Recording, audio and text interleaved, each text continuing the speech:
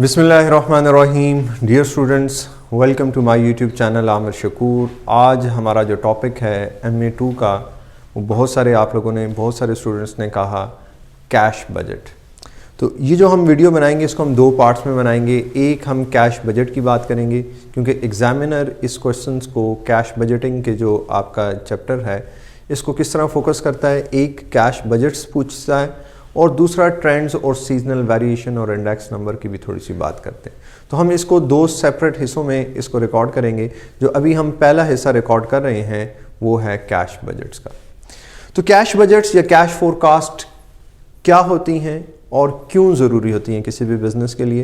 तो देखें, cash budgets हम नॉर्मली प्लान जो भी आने वाले टाइम के लिए हम फोरकास्ट बना रहे हैं कि हमें कितने इनफ्लोज होंगे कैश के, कितने आउटफ्लोज होंगे। देखें, प्रॉफिट एंड लॉस तो हम इससे पहले भी, अगर आप FA2 के स्टूडेंट हैं और आपने फाइनेंशियल अकाउंटिंग पढ़ी है, आपने प्रॉफिट एंड लॉस तो बना लेते हैं हम। बट प्रॉफिट एंड लॉस में और कैश में क्या फ़र्क क्या है, हमें कैश बजट क्यों बनाना पड़ता है कि हो सकता है जो प्रॉफिट एंड लॉस है वो तो नॉन कैश एक्सपेंसेस उसमें बहुत सारे हैं। तो हमें किस किस मंथ में कैश डेफिसिट आएगा या कौन से ऐसे मंथ्स होंगे जहां पे हमारे पास एक्स्ट्रा सरप्लस कैश होगा, उस सरप्लस कैश को हम कहीं इन्वेस्ट करके रिटर्न कमा सकते हैं। और अगर हमारे पास किसी मंथ में डेफिसिट कैश आएगा तो आज ही हम स्टार्ट में ही हम ये प्लान कर लेंगे कि उस डेफिसिट से हमने कैसे डील करना है। तो आपको एग्जामिनर इसमें से क्या क्वेश्चन पूछने वाला है, हम वो क्वेश्चंस पे भी बात करेंगे। और अगली वीडियो इसके बाद जो हम ये चैप्टर कंप्लीट करने के बाद MA2 के मॉक्स की तरफ आएंगे, क्योंकि तकरीबन हर रोज़ 2 से 3 मैसेजेस ज़रूर आ रहे हैं MA2 के मॉक्स के हवाले से। तो इंशाल्लाह इसके बाद जो हम वीडियो रिकॉर्ड करने लगे हैं वो मॉक्स की है। तो मॉक्स के लिए भी आप इसी चैनल की प्लेलिस्ट में MA2 के मॉक्स भी आपसे देख सकेंगे। और बात करते हैं अपने टॉपिक की तरफ, दोबारा आते हैं कैश बजट की तरफ। तो कैश बजट क्यों ज़रूरी है, ताकि हम प्लानिंग कर सकें कि जब भी हमें कोई सरप्लस आ रहा है या डेफिसिट आ रहा है, तो डेफिसिट आ रहा है तो हमें क्या करना है, कैश अरेंज करना है। हमने कहाँ से अरेंज कर सकते हैं। अब ये भी एग्जामिनर का ही सवाल है, उसने डिफरेंट आपको ऑप्शंस दी थी कि कैश डेफिसिट आए तो आप क्या कर सकते हैं, आप वर्किंग कैपिटल के अंदर जो इन्वेस्टमेंट है उसे रिड्यूस कर सकते हैं, कैश बेहतर हो जाएगा। इसी तरह आप कोई न्यू लोन ले सकते हैं, आप अपने सप्लायर से जो क्रेडिट पीरियड है उसको एक्सटेंड कर सकते हैं, आप अपनी पेमेंट्स को कुछ टाइम के लिए डिले कर सकते हैं। अगर आपके पास कोई शॉर्ट टर्म इन्वेस्टमेंट्स हैं तो आप उसे सेल कर सकते हैं। तो आपके पास बहुत सारी ऑप्शंस हैं। अगर आपने किसी को पेमेंट करनी थी, आप उससे उस पेमेंट को क्या कर सकते हैं, डिले कर सकते हैं। तो इस तरह की बहुत सारी आपके पास जो ऑप्शंस मौजूद होती हैं जो आप कर सकते हैं। एग्जामिनर इस कंसेप्ट को कैसे चेक करेगा, एग्जामिनर आपको सरप्लस या डेफिसिट का एक सिनेरियो बताएगा कि या तो आपके पास कैश सरप्लस है या कैश डेफिसिट है। अगर सरप्लस है तो हम क्या कर सकते हैं और अगर डेफिसिट है तो क्या कर सकते हैं। या आपसे ये पूछेगा बताएं इन 3 सिचुएशन में से कहाँ पे कैश सरप्लस होगा। तो सरप्लस कब होगा, जब हम कोई नॉन करंट एसेट बेचेंगे तो कैश हमारे पास इंक्रीज होगा, सरप्लस होगा। इसी तरह अगर हम कोई न्यू एसेट एक्वायर करेंगे तो कैश हमारे पास कम होगा। अगर हम वर्किंग कैपिटल के अंदर इन्वेस्टमेंट करेंगे तो हमारे पास डेफिसिट होगा। वर्किंग कैपिटल से पैसा निकालेंगे तो फिर आपके पास क्या होगा, कैश सरप्लस होगा। ज़्यादा डालेंगे डेफिसिट होगा। तो इस तरह के कुछ क्वेश्चंस जो कि मैंने एग्जाम में देखे और आपसे शेयर करना ज़रूरी समझा, जो कि हम मॉक में और ज़्यादा डिटेल में भी करेंगे। अब बात करते हैं कैश बजट पे। कैश बजट नॉर्मली कैसे बनाया जाता है, हम ओपनिंग वैल्यू लेते हैं। ओपनिंग कैश हमारे पास क्या था, किसी भी एक पीरियड में जितना भी आपके पास कैश इनफ्लोज आ रहे हैं वो आप ओपनिंग कैश में ऐड करते हैं। जितनी भी आप उस पीरियड में पेमेंट्स कर रहे हैं उन पेमेंट्स को आप लेस करेंगे तो आपके पास क्या आ जाएगा, क्लोजिंग कैश आ जाएगा। और वो जो क्लोजिंग कैश होगा वो अगले पीरियड के लिए फिर क्या बन जाएगा, ओपनिंग कैश बन जाएगा। तो बिल्कुल सिंपल सा फॉर्मेट है। बट MA2 के अंदर ये फॉर्मेट आपसे रिक्वायर नहीं होता। आपसे क्या रिक्वायर होता है, चलते हैं एक सिनेरियो की तरफ और देखते हैं। आपसे नॉर्मली वो पूछता है कि मुझे इस पीरियड में बताओ, इस खास मंथ के अंदर कितना कैश रिसीव करोगे और इस महीने में कितना कैश पे करोगे। तो मैं एक सिनेरियो बना लेता हूं। हमारे पास 3 मंथ्स हैं।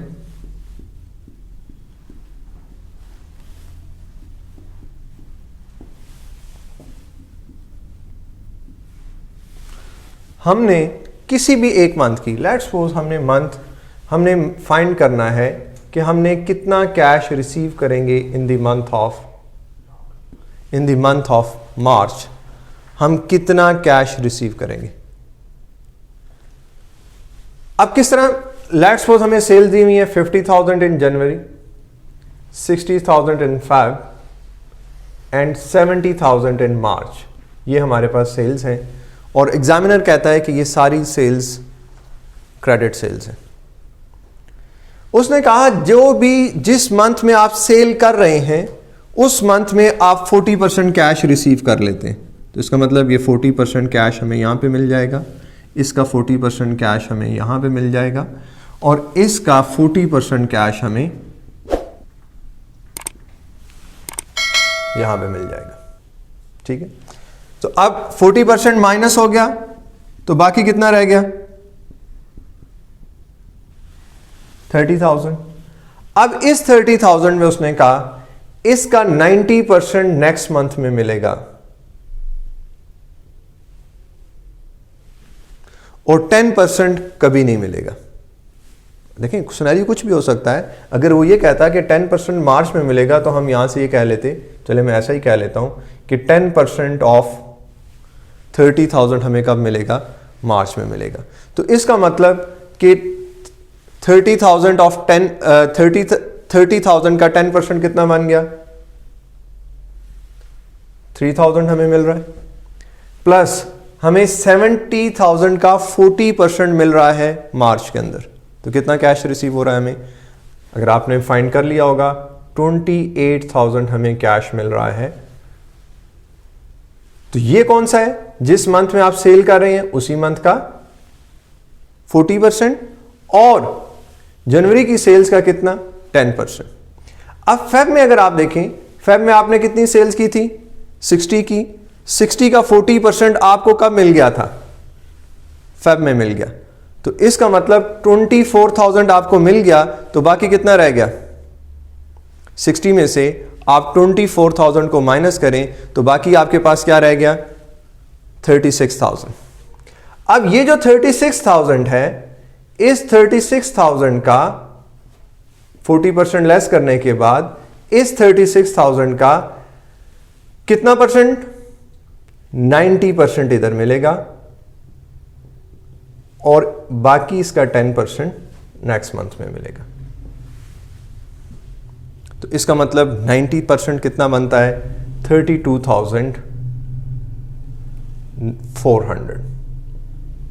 तो हमें मार्च में टोटल कैश कितना मिलेगा, हमने मार्च के लिए देख लिया। तो कोई भी सिनेरियो हो तो आपको बड़ा इजीली आप फाइंड कर सकते हैं कि आपका किस मंथ में कितनी कैश रिसिट्स हैं और कितनी कैश पेमेंट्स हैं। तो इसी तरह अगर आपने पेमेंट भी करनी होती, आपने जिस मंथ में जितनी परचेजेस की हैं और जो भी वो सिनेरियो हमें बताता है कि आप कितना कैश उस मंथ में पे कर रहे हैं। तो अगर हम इसको अब टोटल करें तो हम, इसका मतलब क्या है, सिंपली हमने मार्च का 40% लिया, मार्च की सेल्स का 40% लिया और जो जनवरी की सेल थी 40% उधर ही मिल गई, बाकी का 90% इधर मिला और 10% मार्च में मिला। तो इसका मतलब 60% सेल्स ऑफ जनवरी का, जो 60% सेल्स थी कितनी थी, 30,000, उसका 10% हमें कब मिल रहा है, मार्च में मिल रहा है। तो ये दो बातें आ गई। और तीसरा हमने क्या कहा, फेब का 40% कैश था, तो बाकी जो पैसे रह गए उसमें से रिसीवेबल थे 90% हमें यहाँ पे मिलेंगे और 10% अप्रैल में मिलेंगे। तो टोटल हमें मार्च में कितना कैश रिसीव हो रहा है, तो हमें टोटल मार्च में कैश जो रिसीव हो रहा है वो 63,400। ये एग्जामिनर आपसे कम 2 से 3 क्वेश्चन जरूर पूछता है कैश बजट के हवाले से। तो इससे पहले मैंने आपको बताया कि थ्योरेटिकली क्या पूछा जाएगा और आपको न्यूमेरिकल या कैलकुलेशन कौन कौन सी आ सकती हैं, आप किस तरह से फाइंड करेंगे, कैश बजट किस तरह से देखेंगे। डिटेल बजटिंग आपने नहीं करनी, डिटेल बजट्स नहीं बनाने आपको सरप्लस और डेफिसिट का डिफरेंस पता होना चाहिए। अगर अब एक एग्जांपल हम पेमेंट की भी देख लेते हैं, तो कैश पेमेंट का किस तरह हम फाइंड कर सकते हैं। इसी तरह अगर मेरे पास लेट्स सपोज 3 मंथ्स हैं, मेरी परचेजेज हो रही हैं 100,000 और 120,000, 150,000, और आपसे कहता है कि बताओ मार्च के अंदर मैं कितनी पेमेंट करूंगा, मुझे मार्च में अपने सप्लायर को क्या पे करना है। तो अब वो सिनेरियो कुछ इस तरह है, उसने कहा जी आप जिस मंथ में परचेजेस करते हैं 50% उस मंथ में देते हैं, 50% नेक्स्ट मंथ में देते हैं। तो इसका मतलब 50% हमने इसका 50% कितना आ गया, 50,000 हमने यहाँ पे कैश दे दिया, और जो बाकी 50% रह गया था वो हम कैश कौन से मंथ में पे करेंगे, फेब में पे करेंगे, और साथ इसका भी 50% पे करेंगे। तो इसका मतलब फेब में हम कितना पे करेंगे, 110 पे करेंगे। और इसी तरह अगर मेरे से मार्च का पूछें तो ये जो हमारे पास फेब की अमाउंट थी इसका 50% हम मार्च में पे करेंगे, और प्लस इसका 50% 75,000 भी हम मार्च में पे करेंगे। तो टोटल हम कितना कैश पे करेंगे, तो 60 + 75, तो हमें पता चल गया 0005 एंड 135,000। तो टोटल जो हमने सप्लायर को अपना कैश पे करना है in the month of March is $135,000। तो अब ये तो आपको एग्जामिनर पूछता है ये हम क्यों कर रहे हैं, हम क्यों ये बजट्स क्यों बना रहे हैं, हम फोरकास्ट क्यों देख रहे हैं, ताकि हमें पता चले कि मार्च के मंथ में हमारे पास हमारे आउटफ्लोज कितने होंगे। और अगर हमारे पास ये कैश नहीं है तो अभी हमारे पास टाइम है, हम आने वाले टाइम के लिए प्लान कर लें, हम कहीं से लोन ले लें, हम अपनी ओवरड्राफ्ट फैसिलिटी को एक्सटेंड कर दें, हम कुछ भी ऐसा करें कि जिसकी वजह से आज ही हम फ्यूचर का कैश मैनेज कर लें।